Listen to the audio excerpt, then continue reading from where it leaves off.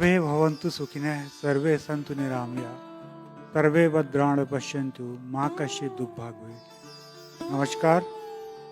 इस धरा पर कुछ लोग केवल जगत कल्याण और मानव उत्थान के लिए ही जीते हैं, जिनके व्यक्तित्व का एक अहम हिस्सा सार्वजनिक जीवन में समाज, राष्ट्र, विश्व को समर्पित रहता है। व्यक्ति विशेष के आज के श्रृंखला में हमारे अतिथि हैं जाने माने समाज सेवी, संत, आध्यात्मिक गुरु श्री श्री रविशंकर जी। हम उनका स्वागत करते हैं इस कार्यक्रम में। आपका स्वागत है श्री श्री जी। हालांकि आपका व्यक्तित्व इतना विशाल है कि उस पर चर्चा करना सूर्य को दिया दिखाने जैसा होगा, परंतु हमारे कार्यक्रम का नाम व्यक्ति विशेष है। इस कारण से हम श्री श्री जी के व्यक्तित्व के कुछ अनछुए पहलुओं को छूने का प्रयास करेंगे। तो आइए हम अपनी बातचीत की सिलसिला शुरू करते हैं। गुरु जी से मेरा पहला प्रश्न है, अध्यात्म आपके जीवन का अभिन्न हिस्सा कैसे बन गया? आप यदि मछली से पूछोगे तो पानी तुम्हारे जीवन का हिस्सा कैसा बन गया, तो क्या जवाब देगी वो? मुझे उत्तर लगभग मालूम था, फिर भी मैंने ये हिमाकत की। लेकिन मेरा अगला प्रश्न जरूर मेरे लिए और सबके लिए थोड़ा सा कड़ा है कि आध्यात्म से स्वयं को जोड़ना तो सरल है, परंतु किसी व्यक्ति को आध्यात्म से जोड़ना एक कठिन कार्य है, परंतु आप सरलता से कर देते हैं। कैसे? मुझे कठिन काम पसंद है। नहीं, आप तो इसीलिए मैं वैसे लोगों को लेता हूँ। कैसे संभव हो पाता है कि किसी अन्य को भी आप आध्यात्म वाले रास्ते पर ले आते हैं और उसका भी जीवन सफल करते हैं? जी देखिए, जिस चीज़ में हम प्रणेता है, जिसमें हमारा मास्टरी है, अधिकार बनता है जिस विद्या में, वो अपने को बड़ा आसान होता है औरों तक पहुंचाना। क्यों हम देखते हैं दूसरे कहाँ खड़े हैं, ये पता चल जाना चाहिए पहले। तो व्यक्ति जहाँ है वहाँ से जहाँ उनको पहुँचना है वहाँ से पहुँचाना किसी भी विशेषज्ञ को सरल ही मालूम पड़ेगा। बहुत बहुत धन्यवाद गुरुजी। अच्छा गुरुजी, एक सवाल जो है उस पे मेरा एक रिसर्च भी है, इसलिए उस सवाल को मैं पहले पूछता हूँ। सुसाइड सिटी के नाम से फेमस हो चुके कोटा में आपने विद्यार्थियों को वहाँ पे संवाद किया था विद्यार्थियों के साथ। तो मेरा प्रश्न ये है कि आपने मैं उसमें एक संदर्भ है उसको बाद में बताऊँगा, पहले मैं आपका उत्तर जानूँगा। विद्यार्थियों के कौन से पक्ष को आपने वहाँ हील किया जिससे वो आत्महत्या करने वाली प्रवृत्ति से दूर जाने लगे? देखिए, जब व्यक्ति के भीतर की शक्ति, प्राण शक्ति सिकुड़ने लगता है तो वो शरीर में रहना असहनीय हो जाता है। जब उनको ये ज्ञान मिलता है, थोड़ा सा भी इसका अनुभूति हो जाती है कि मैं शरीर नहीं हूँ, मैं प्राण हूँ, प्राण से भी अधिक मन हूँ, तो ये हमारी पंचकोश का एक झलक भी मिल जाए, व्यक्ति फिर ये आत्महत्या जैसे हरकतों से दूर हो ही जाता है। बहुत बहुत धन्यवाद गुरुजी। अच्छा, अब इस पे मैं सबका ध्यान, दर्शकों का भी ध्यान इस पे ले आना चाहूँगा। श्रेक फाउंडेशन है, social research and environment conservation foundation, उसके चेयरमैन हैं PM सिंह जी। वो खुद IIT खड़गपुर से पास आउट हैं और बहुत समय तक बच्चों को शिक्षा देते रहे हैं। उनके द्वारा किए गए शोध से पता चला कि गुरु जी का कोटा वाले सेशन के बाद विद्यार्थियों से संवाद होने के बाद आत्महत्या की दर में 96% की कमी आई, 96% की कमी आई। और ये रिसर्च एक IITian द्वारा, PM सिंह जी जो चेयरमैन हैं social research and environment conservation के, उनके द्वारा की गई है। तो मैं गुरुजी को बधाई देता हूँ इस कार्य के लिए। इसीलिए मैंने कहा था पहले आपका उत्तर सुन लूँगा, फिर मैं संदर्भ बताऊंगा। अच्छा, देखिए आपने सूचना दे दी, हमारे तक ये सूचना आई नहीं थी, जबकि हमको पता है जो भी इस मार्ग पे एक नन्हा सा कदम भी रखता है वो काफ़ी सारी नकारात्मक भावनाओं से दूर हो जाता है, बहुत दूर तक, बहुत हद तक। ऐसा अपना अनुभव है। अभी 40 साल से हम इस क्षेत्र में जहाँ काम कर रहे हैं, सामाजिक क्षेत्र में, इसका हमें दुनिया भर में यही अनुभव है। मगर जब कोई विज्ञानी इस पर शोध करके एक पत्र निकालता है, उसकी एक अपनी महत्व है। बहुत बहुत धन्यवाद। अच्छा, अगला सवाल है, अभी आप पंजाब में नशा मुक्ति एंटी ड्रग्स मुहिम की शुरुआत की। आने वाले समय में पूरे शेष भारत में मुहिम को आगे बढ़ाने को लेकर क्या कार्य योजना है? और एक प्रश्न और इसमें छोटा सा है कि बिहार के मुख्यमंत्री नीतीश जी ने प्रदेश में शराबबंदी लागू की है। आप क्या अभियान में सभी प्रदेशों की सरकारों को सुझाव या संदेश देंगे कि वहाँ भी शराबबंदी लागू की जाए? मैं सबसे पहले नीतीश जी को बधाई देता हूँ कि वो इतना एक बहुत महत्वपूर्ण कदम उठाया और शराबबंदी लाए। ऐसे कई राज्यों पर भी ला चुके हैं आप। कुछ राज्य अभी बचे हैं और मुझे विश्वास है उन राज्य के मंत्रीगण भी इस पर रुचि लेगी। और वो सिर्फ एक सरकार का एक वो रहता है, इससे आमदनी बहुत आती है सरकार को। वो आमदनी अपना खर्चा पूरा करने के लिए वो लोग इसकी आमदनी के लिए वो उसको बनाए रख रहे हैं। रेवेन्यू जनरेशन आमदनी है ना उससे। तो मैं बाकी सभी जो मुख्यमंत्री है देश के, उन सबसे भी मैं आग्रह करूँगा कि आप देखिए और सोर्सेस होंगे और स्रोत से आप धन उपार्जन कर सकते हैं। आप एक मजबूत कदम उठाइए और शराबबंदी करिए देश भर में। ये नशा मुक्ति का जो आपने ये नशा मुक्ति का अभियान का यही है।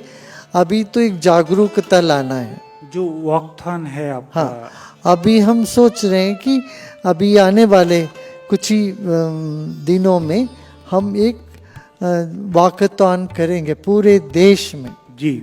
हर गांव में, हर शहर में लोग चलेंगे जी, सुबह या शाम को एक निश्चित टाइम पर, और कहेंगे ना नशा करेंगे ना करने देंगे। बहुत सुंदर। इस प्रतिज्ञा को लेके जब चलेंगे, एक जागरूकता पैदा होगी लोगों में। और जो पहले नशा के ओड में आ चुके हैं उनके लिए भी कार्यक्रम रखा है अपना। आप देखेंगे इधर भी, बेंगलुरु में भी, कलकत्ता में भी नशा मुक्ति केंद्र हमारा है जी। और जगह जगह हम नशा मुक्ति केंद्र आयोजन कर ही रहे हैं देश भर में। अच्छा, पूरे विश्व में तरह तरह के विवादों के कारण अपने अपने कारणों से हिंसा बढ़ रही है। उदाहरण के लिए ISIS का जिहाद के नाम पर नरसंहार। आपका नाम विश्व में शांति दूत के रूप में सबसे ऊपर आता है। आप द्वारा शांति के लिए किए गए कार्यों को हम आपसे ही जानना चाहेंगे। कुछ कार्यों पर प्रकाश डालें कि देखिए, मेरा आदत नहीं है अपने मुंह से अपने सब कार्य को बोलने का, बताने का। मुझे आपसे मैं ये कह सकता हूँ हमारे जो तौर पे नहीं सुनना वही है। अभी देखिए हमारे जितने कार्यकर्ता है वॉलंटियर से, ये लोग कर रहे हैं, तमाम दुनिया में जगह जगह कर रहे हैं। अभी कल ही एक कार्यक्रम समाप्त हुआ इराक में। 800 कैदियों ने पूरा 10 दिन का शिविर किया और पर उसको पूरा किया। उनके जीवन में बहुत बड़ा परिवर्तन आया। ऐसे 30,000 बच्चे, सीरिया के बच्चों को लेबनान और जॉर्डन के बॉर्डर में हमारे लोग खदर कर रहे हैं। ऐसे कई काम होते रहते हैं देश भर में भी। इधर मणिपुर के पास भी मिलिटेंट के साथ काम हुआ, असम में भी हुआ उल्फा के लोगों के साथ। तो और नक्सली क्षेत्र में 1000 से ऊपर नक्सली जो नक्सल के कार्यकर्ता लोग थे, उनके अधिकारगण थे, वो लोग इस शिविर करके मुख्य धारा से जुड़ गए। गुरुजी, बीइंग अ इंटरनेशनल आइकॉन, मैं जानना चाहता हूँ कि ISIS को आप क्या संदेश देंगे ताकि वो लोग हिंसा का मार्ग छोड़ के। देखिए, बात यह है, ISI को संदेश देना हो तो पहले उनको जेल में डाले कोई जी, तब जाके हम संदेश नहीं देंगे, उनको बदल देंगे, एक साथ बदल देंगे जी। ये भरोसा है हमें। जी। मगर अभी उनको संदेश, देखिए हम संदेश उन्हीं को देते हैं जो उसका स्वीकार भी करने योग्य होते हैं, स्वीकार करते भी हैं। अब उनको संदेश देखा है, उनका जो स्वीकार करने की जो मानसिकता दूर दूर तक नहीं दिखी। इसलिए मैं कह रहा हूँ वो व्यर्थ प्रयत्न में नहीं पड़ूंगा। उनको पहले जेल में डाले कोई, फिर हम कहेंगे उनको मारो मत, वो इंसान है, मारो मत, उनको जेल में डालिए और हमको वहां पर हमारे एक शिक्षक को उनके साथ रख दीजिए। इसमें दो संभावना है, हमारे शिक्षक की भी उनके जैसे हो जाएंगे या वो हमारे शिक्षक जैसे हो जाएंगे। पहले वाले तो असंभव मैं मानता हूँ। हमारे शिक्षक बहुत ही सुंदर जवाब गुरुजी, बहुत ही सुंदर, लाजवाब। और मैं एकदम बिल्कुल शब्दहीन हो गया आपके इस उत्तर से। फिर भी आगे का एक प्रश्न है कि कश्मीर समस्या पर देश चाहता है कि वीरों के बलिदान का उत्तर शत्रुओं पर वीरता का प्रदर्शन करके लिया जाए। आप क्या सहमत हैं? जरूर। जो जिहादी के जंग लड़ रहे हैं, जो बुद्धिहीन कृत्य कर रहे हैं, हत्या कर रहे हैं, उनके प्रति सख्ती से हमें कदम उठाना जरूर, मगर होश के साथ इसको करना पड़ेगा, बहुत सावधानी के साथ करना पड़ेगा। उसमें मासूम लोग इसमें बीच में ना फंसे। हमारे बदलाव के नाम से जब हम लेने लगेंगे, हम अंधे हो जाते हैं कई बार। मासूम निहत्थे लोगों को हम हत्या करें तो हमने ठीक नहीं किया। फिर हमारा युद्ध सिर्फ उन लोगों के साथ होना चाहिए जो समझ के बाहर चले गए। हमारा युद्ध उनसे नहीं है जो उस देश में रह रहे हैं। जी। हम उस देशवासी सबको शत्रु माने, ये गलत होगा। जी गुरुदेव। उधर भी हमारे जैसे व्यक्ति हैं, आदमी हैं। हमारे देश के मान लो 2-4 ऐसे लोग कुछ गलत करें तो पूरा देश पर उसका आंच आया तो वो हमें स्वीकारनीय नहीं होगी।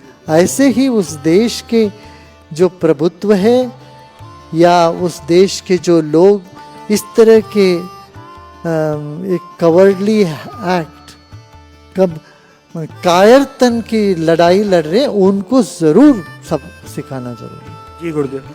देश के लिए सर्वोच्च बलिदान देने वाले वीर सैनिकों और उनके परिवारों के लिए आपका क्या संदेश है? उनको शब्दों से हम कह नहीं पाएंगे। उनको इतना ही कहेंगे पूरा देश आपके ऋणी है।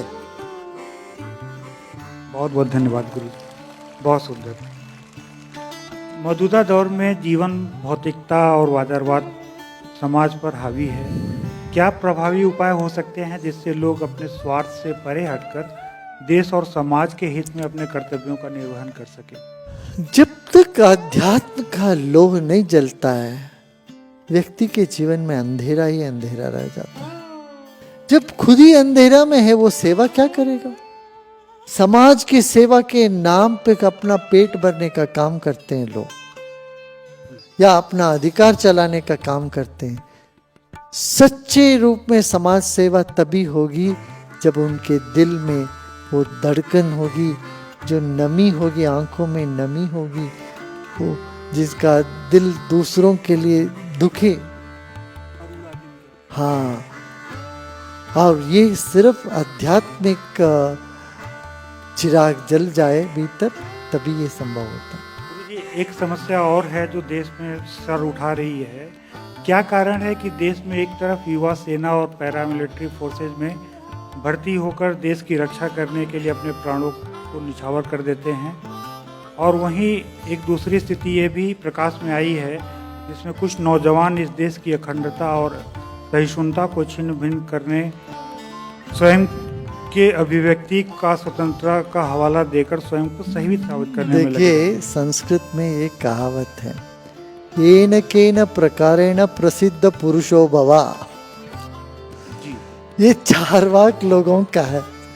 चार्वाक माने किसी चीज में जो विश्वास नहीं करते हैं, वो कहते किसी भी तरह से अपना नाम रोशन कर लो, बस गलत बोलो सही बोलो कुछ भी करो, मतलब नटोरियस फेमस हो, हाँ फेमस हो जाए। notorious हो जाओ। अब बाकी लड़कों के बाकी इतने सारे युवा है उनके बात तो कोई नहीं करता।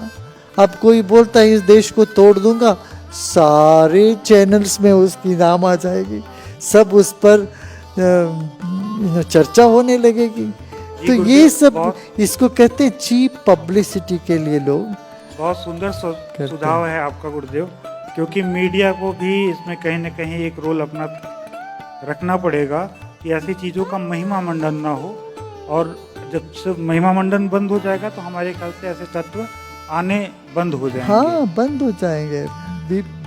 बेमतलब के ये लोग कोई ना कुछ भी कोई जानता ही नहीं था, किसी ने कहा हिंदुस्तान को तोड़ देंगे, पूरे हिंदुस्तान जानने लगे उनके बारे में। जी गुरुदेव, क्या आपको लगता है किसानों के कल्याण और कृषि के विस्तार हेतु तो सरकार और समाज को समन्वय स्थापित करने की आवश्यकता है?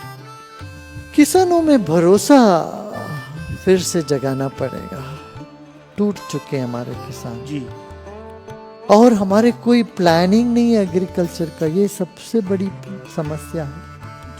टोमेटो 70 रुपया किलो होता है तो सब के सब टोमेटो ही लगा देते हैं, फिर टोमेटो का भाव 2 रुपया किलो हो जाता है, फिर हाय तौबा करने लगते।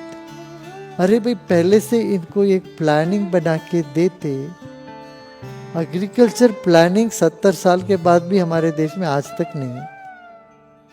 तो किसानों को एक दिशा निर्देशन देना पड़ेगा और जीरो बजट फार्मिंग करना। गुरुजी, आपकी बहुत सारी संस्थाएं हैं जो एनजीओ आपसे जुड़े हुए हैं, जो किसानों को लेकर कार्य करते हैं, तो कुछ ऐसा आप कोई एक मॉडल बताएंगे जिस पे काम चल रहा हो और किसानों की देखिए स्थिति में हमारे सब युवाचार्य हमारे कार्यकर्ता मिलकर 40 नदियों का पुनरुज्जीवन किया है, महाराष्ट्र में, कर्नाटक बहुत में, सुंदर, तमिलनाडु में। बहुत सुंदर। इससे कितने हजारों गांवों को पानी मिलने लग गया, जी, अनायास पानी मिलने लग गया और किसान बहुत खुश है इन सब गांवों में। और जहाँ जहाँ किसानों की आत्महत्या होने लगी थी उन इलाकों में हमारे लोग पदयात्रा किए, उनको जीरो बजट फार्मिंग के बारे में प्रशिक्षण दिया। काफ़ी काम इसे हो रहा। मगर देखिए एक गैर सरकारी संस्थान, एक संस्थान करे पूरे देश में, ये करीब करीब असंभव होता है। इसी मॉडल को हर लोग यदि कि हमारा देश इतना बड़ा है, आबादी इतनी बड़ी है, इसमें पूरा ताकत लगा के काम करना पूरा देश में सबको साथ आना पड़ेगा। मैं सबको निमंत्रण देता हूँ, सभी एनजीओस को, गैर सरकारी संस्थाएं हैं, उन सबको कहूँगा आप सब लोग आइए, सब लोग मिल के देश को ऊपर उठाएंगे और वो किसानों को जब हम वो भरोसा देंगे तभी ये काम हो पाए। गुरुजी, एक इस समय सबसे जो चर्चा का विषय है, हमारे जब से नए प्रधानमंत्री आए हैं, अच्छे दिन के साथ साथ वो स्वच्छता अभियान भी लेके आए हैं साथ में। तो स्वच्छता अभियान, मुझे याद है कि 2003 में आपने 5H प्रोग्राम चलाया था हाइजीन से रिलेटेड। तो थोड़ा सा 5H पे आप प्रकाश डालेंगे तो अच्छा लगेगा मुझे जान के, और लोगों को एक बार फिर से इस बात का पता चलेगा कि गुरुजी ने 2003 में अपनी पर्सनल हाइजीन से लेके सोशल हाइजीन, अपने सराउंडिंग और इन सब सारी चीज़ों को लेकर इंटरनेशनल लेवल पे आपने इस प्रोग्राम को प्रमोट किया था। और ये अचानक मेरे दिमाग में अभी आया, मैं क्वेश्चनायर में नहीं लाया था इसको, तो मुझे लगा कि गुरुजी के पास बैठा हूँ तो ये कहीं ना कहीं गुरुजी के प्रेरणा से ही मेरे मन में आ गया, तो इसलिए मैं इस पर आपसे। हाँ, ये तो कर रहे हैं ना, 2003 से प्रधानमंत्री जी भी इस बात से अच्छी तरह से अवगत है। और जब वो मुख्यमंत्री रहे गुजरात में तब भी हम लोगों ने इस काम को चालू किया। 2003 में वो मुख्यमंत्री रहे तो तभी हम पूरे देश में ये काम चल रहा है कि जो बेघर लोग हैं उनको घर बना के देना और हर घर में शौचालय हो, वो यहाँ से शुरू किया हमने। ये जो अब पीछे दिख रहा है भवन, विशालाक्षी मंडप, मैंने आपका कार्य रायबरेली जनपद में देखा है और वहाँ के गांवों को आपने मॉडर्न विलेज बनाया। विलेज बनाया। हाँ, तो यहाँ से शुरू हुआ वो। तो फिर हमने हमारे युवाचार्यों सबको ट्रेनिंग दिया, hygiene, health, hygiene, homes, human values, मानवीय मूल्य। इस तरह से ये पूरा कार्यक्रम 5H का चल पड़ा और बहुत यशस्वी होके चला। फिर हम जालना में किए थे 2008 में, बहुत बड़े महाराष्ट्र में कई गांव में। सत्संग के बाद हमने आवाज़ दी, दूसरे दिन ऐसे शनिवार का सत्संग था, उस दिन रात को हमने कहा कल सुबह आप सब लोग झाड़ू लेके आए। पूरे के पूरे शहर, हर गली में, हर जगह, हर शहर में लोग सब जने सब जुड़ गए साथ में और झाड़ू लेके आ गए, सब पूरा सफाई करी। तो ये जो सफाई का अभियान पहले से शुरू हुआ, मगर जब नरेंद्र मोदी जी जब प्रधानमंत्री जी बने उसके बाद उन्होंने जब आवाज़ उठाया, फिर सारे देश भर के सरकारी संस्थाएं साथ में जुड़ गई। तो एक सिर्फ गैर सरकारी संस्था की नहीं रही, सारे सरकारी संस्थाएं जुड़ गई, आम आदमी जुड़ गए। तो इस मूवमेंट का एक बहुत बड़ा गति मिली उसके बाद। गुरुजी, अगर आपका आदेश हो तो मैं कार्यक्रम को समाप्ति की ओर ले चलूं। बिल्कुल। और एक छोटा सा अनुरोध है आपसे कि क्या आपको एज ए नागरिक, as a civilian of India, आपको क्या लगता है कि क्या हमें पाकिस्तान के खिलाफ अब कड़ा रुख अपनाना चाहिए? आपका व्यक्तिगत राय क्या है? देखिए, अभी तो आपने कहा कार्यक्रम का अंत में ले जाएंगे, आपने शुरू कर दिया कुछ और। अभी शुरुआत में कहीं झगड़ा और ना बढ़ जाए। मैं शांत रहूंगा, जो होता है वो देखूंगा। और यही हम प्रार्थना करेंगे, सर्वे भवन्तु सुखिनः, सर्वे सन्तु निरामया, सर्वे भद्राणि पश्यन्तु, माँ कश्चित् दुख भाग भवेत्। किसी को दुख न पहुंचे, इसी वाणी के साथ हम विराम करते हैं। ठीक है गुरुजी, मैं चाहता हूँ कि सारे लोग हैं एक साथ, तो एक बार आपके मुखारविंद से हम लोग वंदे मातरम की आवाज के साथ और 2 मिनट के मौन शहीदों के लिए बिल्कुल बिल्कुल करते। हाँ, इस कार्यक्रम हम बैठे बैठे करेंगे जी। कुछ क्षण मौन के, कुछ क्षण में बैठेंगे और पहले आपके मुखारविंद से वंदे मातरम करेंगे। बिल्कुल, ये है माइक है मेरे पास, आप भी साथ में बोलेंगे जी। पहले बैठिए, कुछ क्षण मौन में बैठते हैं। वंदे मातरम सुजलां सुफलां मलयज शीतलां सस्य श्यामलां मातरम वंदे मातरम वंदे मातरम वंदे मातरम। बहुत बहुत धन्यवाद गुरुजी, बहुत बहुत धन्यवाद आप सभी का, आप सभी लोगों ने साथ दिया इस कार्यक्रम में। मैं गुरुजी से अब आशीर्वाद लेके कार्यक्रम अपनी तरफ से समाप्त करता हूँ। धन्यवाद।